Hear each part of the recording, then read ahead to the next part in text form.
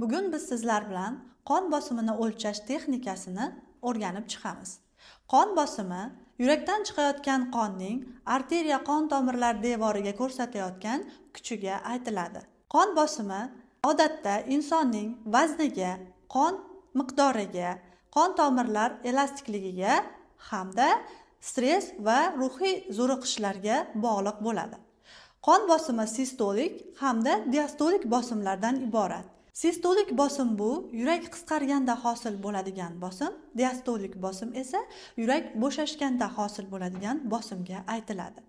Qon bosimining me'yoriy ko'rsatkichlari katta yoshli insonlarda 120 ga 80 mm simob ustuniga teng.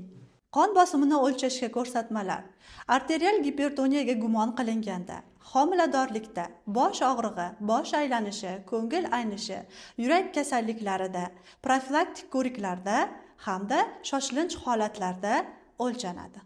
Arterial qon bosimini o'lchashga qarshi ko'rsatmalar deyarli mavjud emas, lekin qo'lda shikastlanish, yara, kuyish, gips yoki bog'lam bo'lganda o'lchash mumkin emas.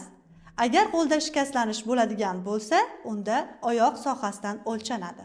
Bemorlarning qon bosimini o'lchash uchun bizga kerakli jihozlar: tonometr, tibbiy karta kerak bo'ladi. Muolajani bajarishdan avval qo'llar 6 bosqich bo'yicha yuviladi. Bir marotabalik salfetka yordamida qo'llar quritiladi. Salfetka yordamida o'chiriladi. Bemorga muolaja maqsadi tushuntiriladi. Bemor 5-10 daqiqa tinch holatda o'tirg'iziladi. Bemor o'tirgan holatda qo'l yurak sathida bo'lishi lozim. Qo'l kiyimlardan xoli qilinadi. Tonometrning manjet qismi yelka sohasining pastki qismiga mahkamlanadi. Mahkamlashda 2 sm oraliq masofa qolishi lozim. Fonendoskop uchi bilak tirsak bo'g'imining chuqurchasiga qo'yiladi.